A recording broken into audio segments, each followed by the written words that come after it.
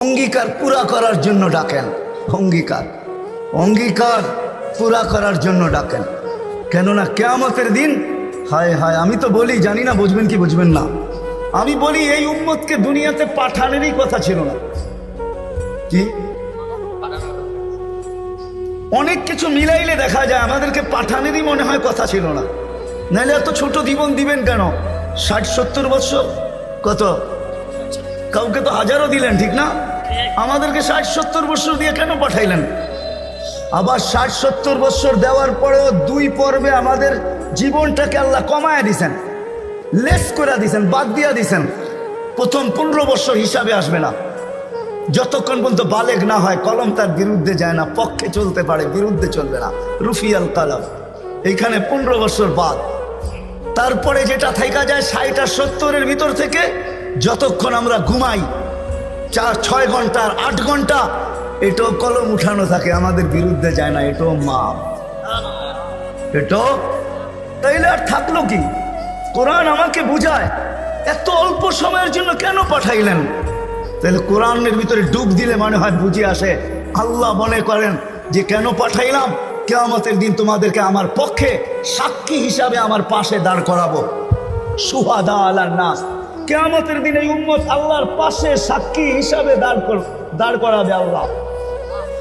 সমস্ত উম্মতের উপরে আমাদেরকে সাক্ষী হিসাবে দাঁড় করাবে আল্লাহর পাশে। ইনশাআল্লাহ এই উম্মত কিয়ামতের মাঠে দাঁড়াবে না, সেই উম্মত স্টেজে দাঁড়াবে। স্টেজে আল্লাহর পাশে স্টেজ লাগানো হবে, ওই স্টেজে এই উম্মত দাঁড়াবে। কেননা আসামি আর সাক্ষী এক জায়গায় দাঁড়ায় নাকি? দুইজনের মান একটা, দুইজনের মান ভিন্ন, ঠিক না? আমরা পাশে, না কোরআন বলতেছে সুহাদা আলান নাস ওয়া ইয়াকুনুর রাসূলু শাহীদান আলাইকুম ওয়া তাকুনু সুহাদা আলান নাস। আমরা সাক্ষী। আল্লাহ বলে কম সময় দিয়া কেন পাঠাইলাম জানো? কিয়ামতের দিন কেউ প্রশ্ন করতে পারে যে এরা যে সাক্ষী হিসাবে দাঁড়াইলো, এরা তো দুনিয়াই দেখে নেয়, তাইলে আবার সাক্ষী হবে তো হবে কি করে? ওই দিন যেন আমি বলতে পারি এদের পা উঠায়া দেখো, এরা এখনো দুনিয়ার মাটি লাগানো আছে, যদিও কম সময়ের জন্য। মনে হয় আমাদেরকে দুনিয়া পালানোর জন্য আল্লাহ পাঠাইছেন। অনেক সময় বলে না, আরে আপনার টাইম নাই, তাতে কি আসে যায়, আমার বাড়িটা পাড়ায় চলে যায়। আল্লাহ মনে হয় এই জন্য পাঠাইছেন যেন আমরা দুনিয়াটা পাড়ায় চলে যাই।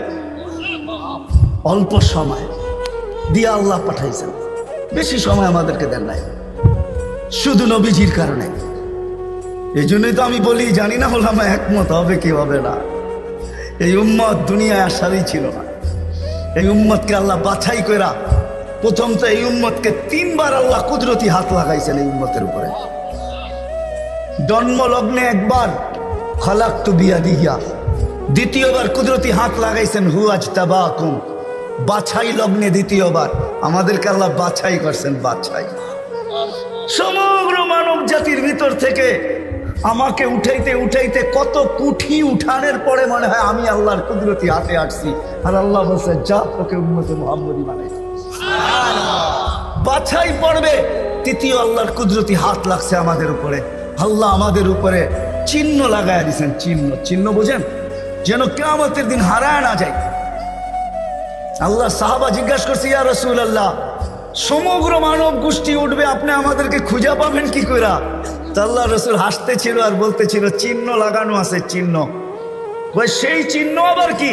কয় গুররাম মুআজ্জিলিনা মিন আসারিস সুজুদ, তোমাদের নামাজের জায়গা উজুর জায়গার থেকে নূর ফুটা বাহির হবে, আর কারো বাহির হবে না।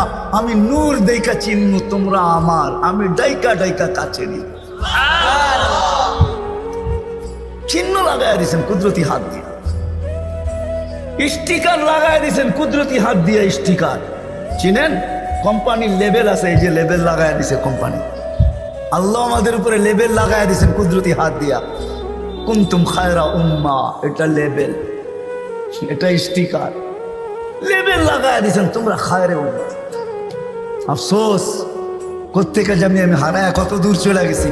প্রথম স্বাধীনতা দিয়েছেন আল্লাহ শিক্ষাগত, দ্বিতীয় স্বাধীনতা দিয়েছেন আল্লাহ পেশাগত, তৃতীয় স্বাধীনতা আল্লাহ দিয়েছেন মত আদর্শগত। স্বাধীনতা যদি না দিতেন সব আল্লাহর, আর আপনি টকশোতে বসে বলবেন আল্লাহর বিরুদ্ধে, আর আপনি চিৎকার দিয়ে বলবেন গড ইজ নাথিং। না, অস্তিত্ব কে দিছে? বাক স্বাধীনতা, যেটা মত আদর্শের স্বাধীনতা দিছে আল্লাহ, এই জন্য কিচ্ছু বলে না, শুধু অপেক্ষা করেন, অপেক্ষা। কোরআনও বলে ফান্তাযিরু ইন্নী মাআকুম মিনাল মুনতাযিরিন, আমি অপেক্ষা করতেছি, তোমরা অপেক্ষায় থাকো। আল্লাহ কিসের অপেক্ষা? ইদা জা আজালু, সীমারেখা আসতে দেরি, আখাযনাহু বাগতাতান, তোমাকে আমি ছোঁমেরা উঠাইতে দেরি করবো না। লা তুসআলুন্না আনিন নাঈম, তারপরে তোমাকে একটা একটা জিজ্ঞাসা করবো, তারপরে দেখি তুমি যাও কোথায়, কোথায় যাবে তুমি। সত্য এটাই, মত আদর্শের স্বাধীনতা, যেটাকে বলে কি বলে, মত আদর্শের স্বাধীনতা আল্লাহ দিয়েছেন, আদর্শগত স্বাধীনতা, নাইলে নাস্তিক হওয়ার কোনো প্রশ্ন ছিল না। অস্তিত্ব দিবে আল্লাহ, আপনি বলবেন আল্লাহর বিরুদ্ধে, এটা পসিবল ছিল না, ইম্পসিবল। আল্লাহ দেখায় দিয়েছেন 2020-এ, দেখায় নাই? কি দেখাইছে? হ্যাঁ, সারা দুনিয়া, যেই দুনিয়া নিজেকে এত শিক্ষিত মনে করে, এত আপডেট মনে করে, এত এডুকেটেড মনে করে, এত উন্নত মনে করে, এত আধুনিক মনে করে, ওই পুরা দুনিয়াকে আল্লাহ লকডাউন লাগাই দিছে। আপনি বলেন আপনাকে মাস্ক পড়ায় নাই, আল্লাহ দুনিয়ারে মাস্ক পড়ায় দিছে, দুনিয়াকে, আপনাকে আমাকে পড়ায় নাই, দুনিয়াকে মাস্ক পড়ায় দিছে। আল্লাহ বলে আমি আল্লাহ, ইচ্ছা করলে যা খুশি তা করতে পারি। কি এখনো বহুত মানুষ মাস্ক পড়া করে, ঠিক না? হ্যাঁ, পড়ে না? কি কি ভয়ে পড়ে? করোনা এখনো আছে, ঠিক না? আপনারা বলবেন আমরা তো কুমিল্লার মানুষ, 2020-ও পড়ি না, ঠিক না? না পড়তে পারেন, কেননা টেলিভিশনে এত বড় বড় দেখছেন আর ভাবছেন নাকের ছিদ্র তো এত বড় না, এটা যাবে তো যাবে কোন দিক দিয়া, ঠিক না? এখন যদি প্রশ্ন উঠায় মুখ দিয়া যাবে, সারাদিনই তো পান খাই, বিড়ি খাই, সিগারেট খাই, এটা সেটা খাইতে থাকি, মুখ দিয়া যাবে তো যাবে কোন দিক দিয়া, ঠিক না? হ্যাঁ, এই জন্য নাও পড়তে পারেন। তা আল্লাহ মত আদর্শের স্বাধীনতা দিয়েছেন, চতুর্থ স্বাধীনতা দিয়েছেন সোসাইটিগত। সমর্থ থাকলে দুনিয়ার যেই কোথাও বাস করতে পারে। আমি চিনি কুমিল্লার অনেক মানুষ যারা আমেরিকাতে বাস করে, আমি চিনি অনেকে কুমিল্লার যারা অস্ট্রেলিয়া বাস করে, যারা ক্যানাডায় বাস করে, আমি চিনি ইউরোপে বাস করে, চিনি, আমি অনেককে চিনি, আমাকেও চিনি। সমর্থ আছে, দুনিয়ার যে কোথাও বাস করতে পারে। আর পঞ্চম স্বাধীনতা, এই ছোট জীবনটা, যেমন স্কুলে খেলার সময় একটা পর্ব হয়, যেমন খুশি তেমন সাজো, আল্লাহ বলে এই ছোট জীবনটায় তুমি যেমন খুশি তেমন সাজতে পারো, তোমাকে কিচ্ছু বলবো না, স্বাধীনতা দিনা, নাইলে কোনোদিন সম্ভব ছিল না। তো কথা ওইখান থেকেই বাহির হয়ে গেছে, যতক্ষণ পর্যন্ত আল্লাহ রসুলের কাছে আকর্ষণের পাত্র না হব। আর আকর্ষণের পাত্র হব আমলের দ্বারা। কিসের দ্বারা? আর আমল জীবনে আসবে দ্বীনি কথা যত বেশি একাগ্র চিত্তে শুনবো, মনোযোগ সহকারে শুনবো, আর দিলে কাঁদবে, তখনই আমল আসবে। আর আমলের দ্বারা আমি আকর্ষণের পাত্র হব। তখন বংশ কি আল্লাহ দেখবেন না। কুমিল্লার মানুষ, কথা শেষ দিকে চলে আসছি, আমি 6 বার আমি বেলালের বাড়ি দেখছি, 6 বার রাদিয়াল্লাহু তাআলা আনহু, আমি 6 বার ইথিওপিয়া গেছি, 6 বার। এই চোখ থেকে পানি 6 বার ঝরছে, শুধু বাড়ি দেখা, ব্যক্তি তো দেখি নাই, কোত্থেকে দেখবো? সে তো অনেক আগে চলে গেছে, তার দেশের মানুষগুলা দেখছি। কিন্তু একটা অনুমান হয়েছে, একটা এটাকে কি বলে, এতটুকু বুঝতে পারছি যে 1400 বছর আগের বেলাল কেমন ছিল। আজকের মানুষগুলোই যখন পছন্দ হয় না, তো 1400 বছর আগেরটা কেমন হবে? আজকের ইথিওপিয়া আদিস আবাবা রাজধানী ইউরোপের সাথে টক্কর লাগায় উন্নত হইতেছে, ইউরোপকে পিছিয়ে রেখা দিতেছে। তাইলে আজকেও যদি মানুষগুলো পছন্দ না হয়, 1400 বছর আগের বেলাল কেমন ছিল? কিন্তু বেলাল যেখানে ওইখানে কেউ নাই। কেমন আকর্ষণের পাত্র, জমিনে চললে জান্নাতে পদধ্বনি হতো, জান্নাতে। আল্লাহর রসুল কানে শুইনা আইসা বলছে, বাবা লুকাইয়া বেলাল, এত বড় আকর্ষণের পাত্র কি করে হইলে? জান্নাতে তোমার পদধ্বনি, তাও আমার আগে আগে, পিছিয়ে হইতো তাইলে মাইনা নিতাম, আমার আগে আগে।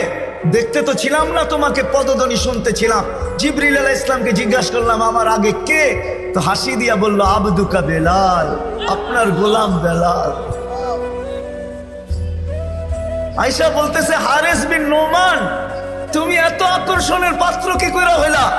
বলছে, কি ইয়া রাসূলুল্লাহ, জান্নাতে ঘুরতেছিলাম, তুমি তাহাজ্জুদে কোরআন পড়তেছিলা, আমার রাত্রেই সফর ছিল, আমি রাত্রেই পৌঁছে গেছি ওইখানে, আর রাত্রই ছিল, সময়কে আল্লাহ থামায়া দিছিলেন, রাত্র ছিল, জান্নাত ভ্রমণ করতেছিলাম, লাউড স্পিকারে তোমার কোরআন শুনতেছিলাম। জিজ্ঞাসা করলাম হারেস এইখানে আসলো কি কইরা? তো জিবরিল ইসলাম হাইসা বললেন ডেলি রাত্রে পড়ে আর আমরা শুনি। জিজ্ঞাসা করলাম এই মর্তবা পাইলো কি করে হারেস? সে কয় মার পায়ের তুলার বদৌলতে, মার খেদমত করে। আজকালকার সমাজের যুবকরা তো সন্তান মা বাবার খেদমতই করতে চায় না। বললে আবার কুমিল্লার মানুষ রাগ হয়ে যায় কিনা জানি না। হ্যাঁ, কুমিল্লা আসছি এই জন্য মনে ওঠে, হায় ওই দিনের কথা মনে ওঠে যেদিন পুলিশ লাইনের সামনে সন্তান বাপকে গুলি করে মারছে। বুঝা গেছেন না? বুঝা গেল নাই? মানে নাই? বুঝা গেলেন? আমি তো ভুলি নাই আপনাদের এই কাহিনী। কুমিল্লা দিয়ে গেলেই আমার মনের ভিতরে ওঠে যে হায় কোন সমাজে জন্ম নিলাম, কোন দুনিয়াতে আসলাম। আপনাদের এই কুমিল্লা ঘটছে, নেটে সার্চ দেন, দেখেন লেখা আছে, পত্রিকায় উঠছে, মিডিয়ায় আসছে। বাকিগুলা বাদিয়ে দিলাম, ঐশীর কথা বাদিয়ে দিলাম, ঠিক না? ঐশীর কথা বাদিয়ে দিলাম। সন্তান কোথায় আসলাম আমরা? সন্তান মা বাবাকে গুলি করে, হত্যা করে, হায় হায় হায়, অথচ মার খেদমত করে হারিস বিন নোমান। আরেকটা মনে উঠলো, এই জন্য বলতেছি, মুসা আলাইহিস সালাম আল্লাহকে জিজ্ঞাসা করছে, আল্লাহ আমার জান্নাতের বন্ধু কে? কয় কসাই। আপনি আমার সাথে এমনই করেন, যেটা জিজ্ঞাসা করি সাথে সাথে জবাব দিয়া দেন। আমি আর কসাই মিল হইল কোথায়? আল্লাহ বলে সিদ্ধান্ত এটাই, ওয়াকাউলুনাল ফাসাল, আমাদের সিদ্ধান্তই সিদ্ধান্ত। আচ্ছা ঠিকানা দেন, যায় দেখি কি আমল করে। তো যায় দেখে হ্যাঁ কসাই। সারাদিন গোস্ত বিক্রি করে যখন বাড়ি যাওয়ার পালা আসছে, তো গোস্তের একটা টুকরাকে নিয়া কিমা বানায়া পোটলার ভিতরে নিয়ে দোকান বন্ধ করতেছে। মুসা আলাইহিস সালাম বলতেছে তোমার বাড়ি মেহমান হওয়া যাবে? অবশ্যই যাবে, কিন্তু শর্ত আছে, আমি ডাইরেক্ট বাড়ি যাব না, আমার সাথে চলো। তো বলছে ঠিক আছে চললাম। যায় ঢুকছে এক ঝুপড়ির ভিতরে, খুব পরিপাটি সুন্দর। কিচেনে যায় ঢুকা রুটি বানাইছে, তরকারি পাক করছে, রুটিকে চুবাইছে তরকারির ভিতরে। তারপরে খুনখুনে বৃদ্ধাকে বুকে টেক লাগায় বসাইছে, পিঠ লাগায় বসাইছে, পিঠ বুকের সাথে লাগায় বসায় নেওয়ালা বানায় বানায় খাওয়াইতেছিল। মুসা আলাইহিস সালাম দেখতেছেন, কেননা ওনার অভিজ্ঞতা ছিল খিজির আলাইহিস সালামের সাথে বেশি প্রশ্ন করা, 3 প্রশ্নেই ওয়াকআউট। আল্লাহর রাসূল বলছে লাউ সাবারা মুসা লা আলিমনা কাসীরাম মিনাল খাইর। মুসা আলাইহিস সালাম যদি আরেকটু ধৈর্য ধরতেন তাহলে আমরা আরো তথ্য জানতে পারতাম। তো উনি বুঝে গেছেন চুপ থাকাই ভালো, কিচ্ছু জিজ্ঞাসা করেন নাই। যখন খাওয়া দাওয়া শেষ, পরিপাটি শেষ, শোয়া দিয়া